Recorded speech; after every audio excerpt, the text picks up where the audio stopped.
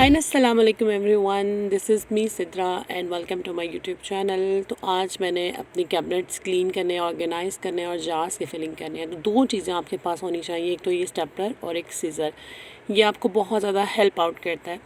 तो जो last month की मेरी ग्रॉसरीज बची हुई थी ना, जैसे ये सुर्ख जो मिर्चें होती हैं ना, ये बची हुई थी, तो मैंने इनको स्टेपल करके रखा हुआ था ताकि ये गिरे ना। और जो लास्ट मंथ की ग्रॉसरीज हैं, पहले मैं वो चेक कर लूँगी कि उसमें क्या क्या बचा हुआ है, पहले वो जार्स में मैं फ़िल कर दूँगी। और मैंने जो इस मंथ की ग्रॉसरीज है मैंने वो भी निकाल ली थी, और वन बाय वन करके मैं अपने सारे जार्स जो है ना वो फ़िल करूँगी।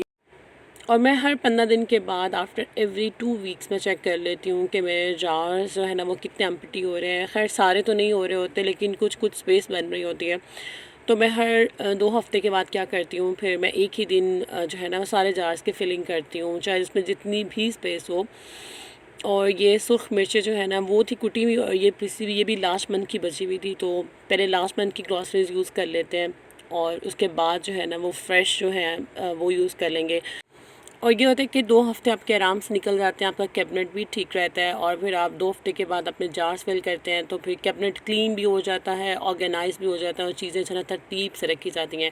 और ये थोड़ी सी फिर बच गई थी, तो मैं इस तरह इसको फोल्ड कर दूँगी और इसको स्टेपल कर दूँगी। आप इसकी जब पिन्स लगा देंगे ना, तो आपको बिल्कुल भी ये नहीं फ़िक्र होगी कि ये गिर ना जाए, आपने इसको रखना कैसे है। बाद में इसको रखना बहुत आसान हो जाता है।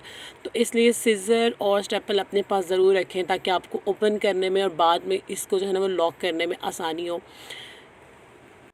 और मैंने बहुत बड़े बड़े जार्स अपने कैबिनेट में नहीं रखे हुए, क्योंकि फिर वो बहुत ज़्यादा स्पेस ले लेते हैं। और मैंने बहुत नॉर्मल साइज़ के जो है ना वो जार्स रखे हुए हैं, और तकरीबन ये 2 वीक आराम से मेरी हर चीज़ चल जाती है। लाइक नमक, मिर्च, ये तो बहुत कम यूज़ होती हैं चीज़ें, लेकिन कुछ स्पाइसेस फिर आपको फिल करने होते हैं। और जो चीज़ बच जाती है, इस तरह से मैंने एक बॉक्स रखा हुआ है। लाइक नमक और मिर्च तो मेरी इस मंथ की नहीं यूज़ हुई, तो मैं इस बॉक्स में रख दूँगी। और जो चीज़ें बच गई थी, इस तरह मैंने उसको पिन अप कर लिया था, वो भी मैं इस बॉक्स में रख लूँगी।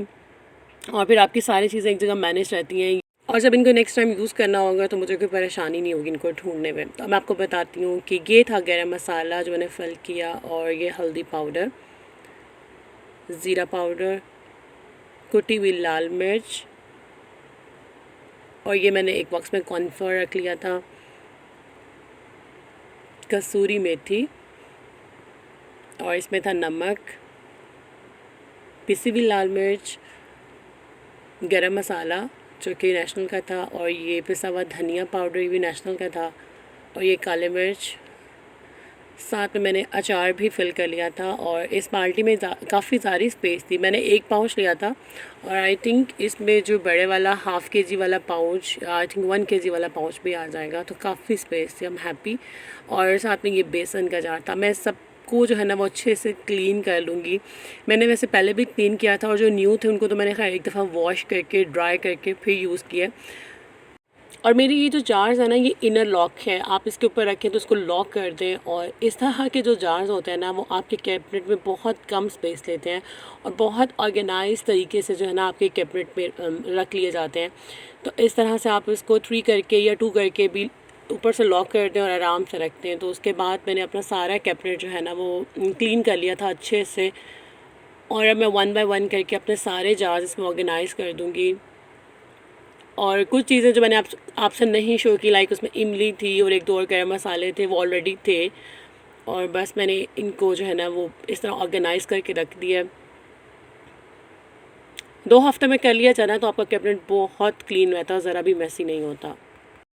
और जो चीज़ें बच जाए ना, वो इस समय एक बास्केट में ऑर्गेनाइज़ कर लेती हूँ। एक टी बैग था ग्रीन टी का, साथ में कनौर का एक टी बैग था, कनौर क्यूब था, और 1-2 मैच बॉक्स है। मैं इस तरह बास्केट में जो है ना वो रख लूँगी। और इससे भी जो आपको छोटी छोटी चीज़ें होती हैं इधर उधर नहीं रहती हैं। और उसका भी मैंने कैबिनेट अच्छे से जो है ना वो भी मैंने ऑर्गेनाइज़ कर दिया था, उसको भी सारा खाली किया, क्लीन किया। और ये बास्केट मैंने आगे रख दी, ताकि मुझे कोई भी जो छोटी छोटी चीज़ें होती हैं आप इस तरह बास्केट में रख के ऑर्गेनाइज़ करके रख लेना, तो आपको बिल्कुल भी परेशानी नहीं होती उनको ढूंढने में। अक्सर एक साशे बच जाता है, एक क्यूब बच जाता है, तो वो इधर उधर कैबिनेट में फिरता रहता है। और मैंने कुछ शामी कबाब बनाए थे, तो मैंने सोचा मैं उनको भी एक बॉक्स में डाल दूँ, क्योंकि वो भी फ्रीज़ हो गए थे। और ये तकरीबन मेरे अब आराम से जो है ना वो 10 दिन गुजर जाएंगे इसके साथ।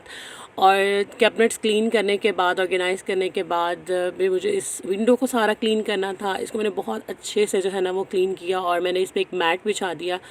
अब जो मैंने कुछ चीज़ें ली थी वो इसमें रख लेते हैं। ये तो पुराने वाले थे फ्लावर्स, मैंने इनको अच्छे से वॉश कर लिया था और फिर ड्राई करके रख दिया। और ये जो न्यू मैंने पॉट्स लिए थे मिनी प्लांट्स, ये मैं इसको यहाँ पे रख दूँगी। और इससे जो है ना मेरी विंडो की लुक थोड़ी फ्रेश हो गई है, वरना आप देखें कि मेरी विंडो में कुछ भी नज़र नहीं आता। बैक पे वॉल है वो भी बहुत गंदी सी है। तो इस तरह बड़ी अच्छी सी इसकी जो है ना वो लुक हो गई थी मेरी विंडो की। फिर मैंने कैबिनेट्स के जो डोर्स हैं ना उनको साफ़ करना था, तो मैंने सरफ़ और थोड़ा सा जो विम पाउडर होता है उसको मिक्स करके पहले अच्छे से वो अप्लाई किया। और फिर ये जो वाइप मैंने आपसे शेयर किया था ना स्कॉच ब्राइट का, ये बहुत अच्छे से आपके कैबिनेट्स के डोर जो है ना वो साफ़ कर देता है, ड्राई भी उसको कर देता है और कोई निशान, सबसे बड़ी बात नहीं छोड़ता। वरना आप अगर किसी कपड़े से साफ़ करें ना तो आपके निशान रह जाते हैं आपके डोर्स पे, जो कि बहुत बुरे लगते हैं साफ़ करने के बाद भी। और जब भी मैं जार्स फिल करूँ, अपने कैबिनेट अंदर से क्लीन करूँ, तो बाहर से भी अच्छी तरह वाइप आउट करती हूँ। और विंडो साफ़ करने में भी मुझे बहुत ज़्यादा टाइम लग गया था। ये चीज़ें टाइम टेकिंग होती हैं, आप डेली बेसिस पे नहीं कर सकते। और बाद में मैंने ये जो चीज़ें थी रिकॉर्ड की, मैंने ये रखती थी।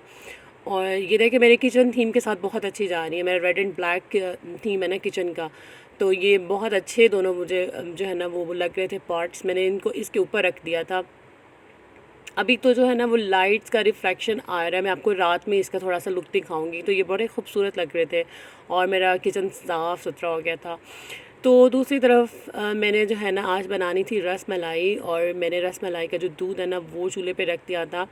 एक्चुअली हस्बैंड जो है ना वो 2 दिन के टूर पे गए हुए थे लाहौर टू इस्लामाबाद, फिर आज उन्होंने आना था, तो मैंने उनके लिए बिरयानी बनानी है। और साथ में जो है ना मैंने कबाब पहले ही बना के रखे हुए थे, और रस मलाई मैंने कहा मैं बना लूँ, उन्हें सरप्राइज़ दूँ। ही लव्स टू ईट मीठा, और हम सब, मतलब मैं ख़ुद भी मीठा बहुत शौक़ से खाती हूँ। कोई रेसिपी नहीं है, मैं ख़ुद पढ़ रही थी कि इसको कैसे बनाना है। मैं फ़र्स्ट टाइम लजीज़ा रस मलाई की रेसिपी को फॉलो करते हुए, इसके स्टेप्स फॉलो करते हुए जो है ना उसको बनाऊँगी। और मैं बड़ी कंफ्यूज थी और एक्साइटेड भी थी, क्योंकि मुझे न्यू एक्सपेरिमेंट्स करने बहुत अच्छे लगते हैं। और देखिए सबसे बढ़कर होता है कि जो रसमलाई की बॉल्स होती है ना वो ब्रेक नहीं होनी चाहिए, और अल्हम्दुलिल्लाह मेरी बहुत अच्छी बनी थी। एक भी इसकी जो बॉल होती है ना वो ब्रेक नहीं हुई थी, और मैं बहुत ज़्यादा खुश थी। इतनी मज़े की बनकर ये तैयार हुई थी ना। और मैं ये सोच रही थी यार रसमलाई बनाना, अगर आप इस पैक को फॉलो करके बनाते हैं तो ये बहुत जल्दी बन जाती है। और जब भी गेस्ट आते हैं तो हमारे माइंड में वो खीर आ रही होती है, फूड ट्राइफल आ रहा होता है, लाइक टिपिकल मीठे आ रहे होते हैं, तो हम ये क्यों नहीं बना लेते। ये भी बनाना बहुत आसान है, बहुत मज़े की बनती है। बस डिश आउट करके मैंने इसको गार्निश कर दिया था। मेरे पास सिर्फ आलमंड्स रखे हुए थे, अगर पिस्ताशियो होते ना तो बहुत अच्छी इसकी लुक आती, उसके साथ बहुत अच्छा टेस्ट आता है। और जब ये ठंडी हो गई थी तो बहुत मज़े की बनी थी। मैंने अपने फादर इन लॉ को सर्व की, उन्होंने भी ओके कर दी, और हस्बैंड को भी बहुत पसंद आई।